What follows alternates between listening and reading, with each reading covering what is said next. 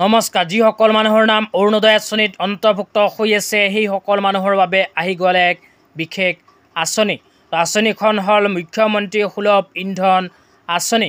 এইখন আঁচনিৰ জৰিয়তে যিসকল মানুহৰ নাম অৰুণোদয় আঁচনিত অন্তৰ্ভুক্ত হৈ আছে সেইসকল মানুহে গেছ ক্ৰয়ৰ সময়ত লাভ কৰিব আৰ্থিক সাহায্য। তেতিয়া আপোনালোকক জনাই দিছোঁ ফৰ্মখন কেনেকৈ ফিল আপ কৰিব।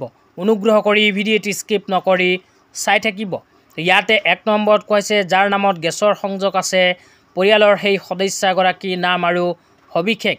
ইয়াতে আপোনালোকে ১ নম্বৰ লিখিব লাগিব যাৰ নামত গেছৰ সংযোগ আছে তাৰ নাম। তাৰপিছত ২ নম্বৰ লিখিব লাগিব পিতৃৰ নাম বা পতিৰ নাম বা পত্নীৰ নাম। তাৰপিছত ৩ নম্বৰ লিখা চাব পাৰিব LPG সংযোগ ID। তো আপোনালোকে LPG সংযোগ ID নম্বৰটো ৩ নম্বৰত লিখিব লাগিব।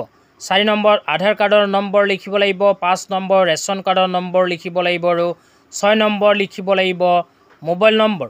এইখিনি লিখাৰ পিছত অকণমান তলত লিখা চাব পাৰিব অৰুণোদয় পৰিয়ালৰ সবিশেষ। তো ইয়াতে আপোনালোকে আপোনাৰ পৰিয়ালৰ যিজন সদস্যৰ নাম অৰুণোদয় আঁচনিত অন্তৰ্ভুক্ত হৈ আছে সেই সদস্যজনীৰ নাম ইয়াতে লিখিব লাগিব।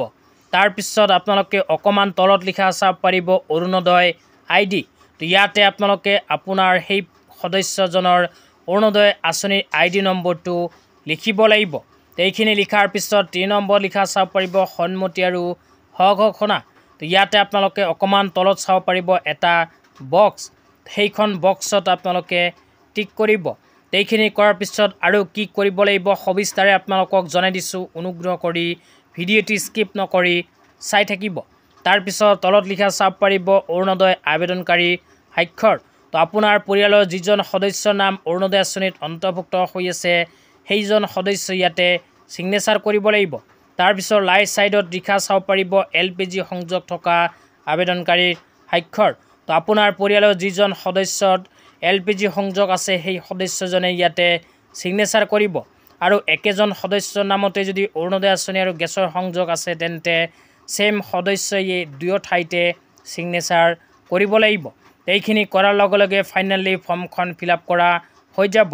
তো আপোনালোকে যদি ফৰ্মখন এতিয়ালৈকে পোৱা নাই তেন্তে এইটো ভিডিঅ'ৰ কমেণ্ট বক্সত কমেণ্ট কৰি জনাই দিব।